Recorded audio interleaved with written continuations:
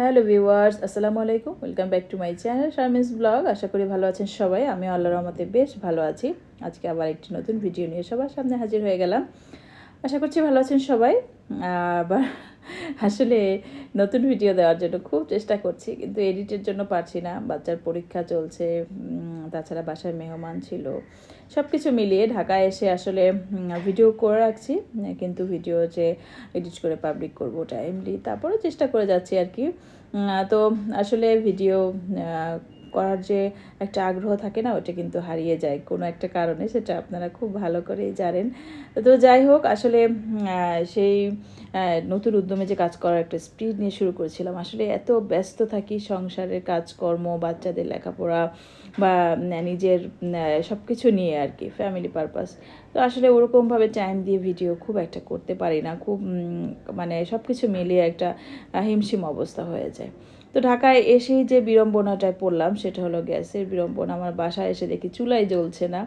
তো কি করব, একটা ইন্ডাকশন তো আগেরই ছিল, তো একটা চুলায় সারাদিন ধরে রান্না করাটা কিন্তু আমার জন্য সো ডিফিকাল্ট হয়ে যাচ্ছিল। আসলে এটা গৃহিণীরাই বুঝবে যে একটা চুলায় সারাদিন বসে রান্না করা, এটা যে কতটা একটা মেন্টাল প্রেশার। তো আমি আসলে রান্না বসিয়ে রেখে আমার হাজব্যান্ডের সাথে বাইরে চলে গেছি যে আমাকে এখন এটা কিনতে হবে, নাইলে আমি আমার রান্না কন্টিনিউ করতে আমার খুব বেশি কষ্ট হয়ে যাবে। দেখা যায় বাচ্চাদের লেখাপড়া ব্যাঘাত ঘটে, টাইমলি রান্না বাড়া খাওয়া দাওয়া না হলে সব কিছু মিলে আমি এমনি একটু বেশি সংসারী মানুষ আমি। তো যাই হোক, এটার জন্যই হয়তো রেগুলার ভিডিওটাও দিতে পারি না। কিন্তু এই যে একটা জিনিস কিনলাম, এটা আসলে অতটা প্ল্যান ছিল না, প্ল্যান ছাড়াই কিনে ফেলেছি 2-1 দিনের প্ল্যানে। তো এই কারি কুকারটা আসলে আমার খুব উপকারী বলবো আমি আমার লাইফে এখন, কারণ এতটা বেশি সাফার করছিলাম আমি এই যে গ্যাসের বিড়ম্বনা। আমি আসলে দুপুর ছাড়া খুব বেশি না রান্না করতে পারি না, রাতে বা সকালে রান্না করার অভ্যাস আমার একদমই নেই। আমার রান্না করার দেখা যাচ্ছে 10:30 থেকে 11টা 12টা, এই টাইমটার মধ্যে আমার রান্না করতে সবচেয়ে বেশি ভালো লাগে। এছাড়া আমি আসলে রান্নার ওরকম বেশি টাইম দিতে পারি না। তো যাই হোক, আসলে কি বলবো, তো এই জন্য আমি এটা কিনে নিয়ে আসি। 2টা চুলা থাকলে কিন্তু রান্না করতে খুব বেশি সুবিধা হয়। তো চুলাটা এনে ওপেন করে সাথে সাথে রান্না বসিয়ে দিলাম। তো প্রথম দিনই আমি আসলে গুঁড়া মাছ দিয়ে শুরু করলাম। তো আমার ছেলে বলছিল যে আম্মু, প্রথম রান্নাটা এরকম একটা বাজে জিনিস দিয়ে করবো। তো আমি বললাম আসলে এটা বাজে জিনিস না, এটা খেতে কিন্তু অনেক মজা। যদিও আমার ছেলে আসলে খায় না, এই জন্যই এটা বলছিল, কিন্তু আমার কাছে কিন্তু গুঁড়া মাছ খুব প্রিয়। তো আমি আসলে এভাবে হাতে মেখে বসিয়ে দিলাম। আর সবসময় কিন্তু আমি এভাবে হাতে মেখেই রান্নাটা করি, সব মশলা একদম দিয়ে, পেঁয়াজ, তারপর কাঁচামরিচ, একটু হলুদের গুঁড়া, একটু মরিচের গুঁড়া, লবণ, ধনে পাতা।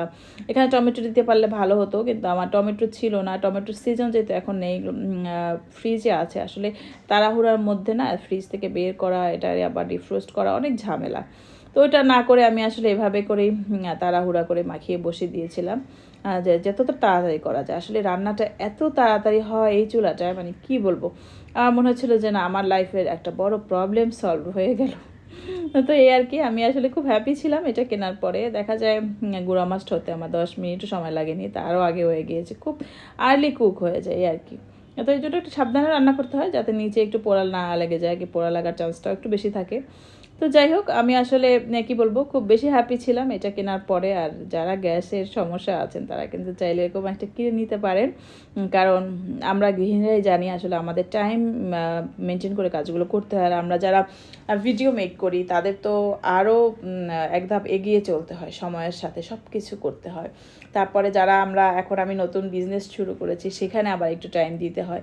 সব কিছু মিলিয়ে আসলে সময়টাকে এভাবে ব্যালেন্স করাটা আমাদের জন্য খুব বেশি জরুরি। আর তারপরে আমি চিকেন ভুনা করে নিয়েছিলাম। এটা আসলে সেটাও খুব তাড়াতাড়ি হয়ে যাচ্ছিলো, চিকেনটা খুব সুন্দরভাবে কষানো যাচ্ছিলো। আসলে রাইস কুকারের মধ্যে কিন্তু খুব সুন্দরভাবে না কষানো যায় না, বা কিছু প্রবলেম থাকে। আর কারি কুকারের মধ্যে সেই প্রবলেমগুলো কিন্তু দেখলাম নেই, কারি কুকারটা একদম চুলার মতোই হয়ে যায়। যদিও এটার মানে তাপটা মনে হচ্ছিলো আমার কাছে অনেক বেশি, আর সেক্ষেত্রে একটু প্রবলেম হচ্ছিলো, তো কমিয়ে বাড়িয়ে নেওয়া যায় এই আর কি। তো যাই হোক, এই যে এভাবে করে আমি আসলে ঝোল দিয়ে ঢেকে দিচ্ছিলাম। রান্নাটা কিন্তু খুব ভালোই হয়েছিল, মনে হচ্ছিল যে চুলায় রান্না করার টেস্টটা তো একটু আলাদা থাকবেই, সেটা আসলে কোনো কিছুর সাথে মিলবে না। চুলার যে মাটির চুলার রান্নাটা একটু আলাদা। তো তারপরে একটা মজার ঘটনা ঘটেছিল আমার সাথে, সেটা হলো দারাজ থেকে আমাকে ফোন দিয়েছিল, বললো ম্যাম আপনার পার্সেলটাকে রিসিভ করবেন। আমি বললাম আমি তো কোনো কিছু দারাজে অর্ডারই দেইনি, আমি পার্সেল রিসিভ করবো কি, মানে আমি অবাক হয়ে গেলাম। তো তারপরে আমার হাজব্যান্ড এবং বাচ্চা ওদের একটু জিজ্ঞেস করলাম, তো ওরা আসলে কিছু হয়তো আমার নাম দিয়ে অর্ডার দিয়েছে কিনা। পরে আমার হাজব্যান্ড বললো যে সেও কিছু অর্ডার দেয়নি।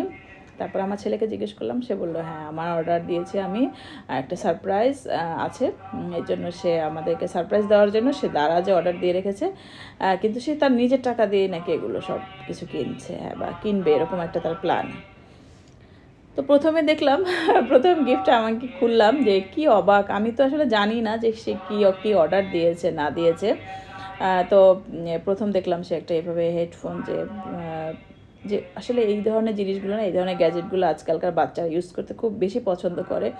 ওর এর আগেও কিন্তু এই ধরনের জিনিস 2-3টা ছিল, ওর চাচা বাহির থেকে ফুপি এনেছিল না, ওর চাচা এনেছিল, যাই হোক এভাবে ছিল, নষ্ট হয়ে গিয়েছে। এখন সে এইটা নাকি তার পছন্দ হয়েছে দারাজে দেখে, সেই জন্য সে অর্ডার করে দিয়েছে। এবং সবচেয়ে মজার কথা হলো এগুলো কিন্তু সে তার সব নিজের সালামির টাকা দিয়ে কিনছে। এই জন্য আমি আরও বেশি অবাক হয়ে গিয়েছি যে ও মাই গড, আমার ছেলে আসলে অনেক বড় হয়ে গিয়েছে, কারণ সে নিজে নিজে অর্ডার দিয়ে দিয়েছে। আমাকে অবশ্যই একবার বলেছিল সে কিছু জিনিস কিনবে এরকম। তো যাই হোক আমি আসলে এত সিরিয়াসলি নেইনি, আর জানিও না সে আমার নাম দিয়ে দ্বারা যেরকম অর্ডার দিয়ে দিয়েছে। তো যাই হোক জিনিসটা দেখছিলাম আর কি, আমি আর আমার হাজব্যান্ড অনেক হাসাহাসি করছিলাম আমার ছেলের এই কর্মকাণ্ড নিয়ে, অনেক মজা করছিলাম। তো তারপরে জিনিসটা হচ্ছে সবচেয়ে বেশি ইন্টারেস্টিং আর আমার কাছে সবচেয়ে বেশি সারপ্রাইজিং, কারণ এই জিনিসটা ছিল আমার জন্য। আমার ছেলে আসলে এত বড় হয়ে গিয়েছে যে সে আমার জন্য একটা জিনিস অর্ডার করেছে আমাকে না জানিয়ে বা আমার পারমিশন ছাড়া, বা আমাকে সারপ্রাইজ করার জন্য। এই জিনিসটা দেখে তো আমি অনেক বেশি আসলে সারপ্রাইজড হয়েছি, কি বলবো। আর এটা মোটামুটি ভালো প্রাইস ছিল আসলে, যেহেতু আমি অ্যাপেলের ফোন ইউজ করি, তো সেহেতু আমার সব অ্যাক্সেসরিজগুলো অ্যাপেলেরই দরকার। তো এই জন্য আমার ছেলে আমার জন্য একটা আইপড অর্ডার করেছিল অ্যাপেলের। আমি তো মানে এটা দেখে কি করবো আমি আসলে বুঝতে পারছিলাম না। আমার আসলে দরকার, কিন্তু আমি আসলে এটা কখনো প্রকাশও করিনি, আমি কাউকে বলিও নেই যে আমার আসলে এটা কেনা দরকার। কিন্তু আমার ছেলে এটা আমার জন্য অর্ডার করেছে, আমি আসলে কি বলবো, ইটস ভেরি ইমোশনাল একটা পার্ট। মানে যাই হোক আসলে আমি আর আমার এত ছোট ছেলে, সে আমার জন্য এটা বুঝে, এবং মাশাল্লাহ আমার মেয়েও সবসময় আমাকে সারপ্রাইজ করার বা আমাকে খুশি করার চেষ্টা করতে থাকে অল টাইম। আর কি বলবো, আমার জন্য এটা খুব একটা বড় সৌভাগ্য যে আমার বাচ্চারা সবসময় আমার প্রতি এভাবে কেয়ার বা আমাকে নিয়ে চিন্তা করে, বা আমি কি চাই, আমার কি দরকার, তারা সেটা বোঝে। আসলে এই দরকারটার কথা না আমি আসলে কখনো বলিও নি, কারণ আমার আইফোনটা হারিয়ে যাওয়ার পর থেকে আমার মনটা খুব বেশি খারাপ ছিল। এরপর আমি আসলে আর কোনো কিছু কিনতেও যাচ্ছিলাম না। তারপরে যদিও আরও একটা আইফোন কিনেছি, তারপরে আমি আর আসলে এইসব এক্সারসাইজ কেনার কথা চিন্তাও করছিলাম না। তো যাই হোক ছেলের কাছ থেকে আসলে এরকম গিফট পেয়ে আমি খুব বেশি আপ্লুত এবং খুব বেশি খুশি, সেটা তো আছেই আসলে। তারপর আসলে আমরা মেয়েরা কী করি, অনেক প্রয়োজনকে দেখা যায় কি প্রয়োজন মনে করি না, ঠিক আছে এটা ছাড়াও চলা যায়, বা এটা আছে এটা অ্যাভয়েড করি, তারপর এটা ছাড়াও তো আমাদের চলছে। কিন্তু আমার ছেলে কি সুন্দর আনবক্সিং করে করে আমাকে দেখাচ্ছিল। তো এই ছিল আজকে আমার ছোট্ট ভিডিওটি যদি ভালো লেগে থাকে অবশ্যই আমার সাথে থাকবেন। আল্লাহ হাফেজ, আসসালামু আলাইকুম, ভালো থাকবেন সবাই।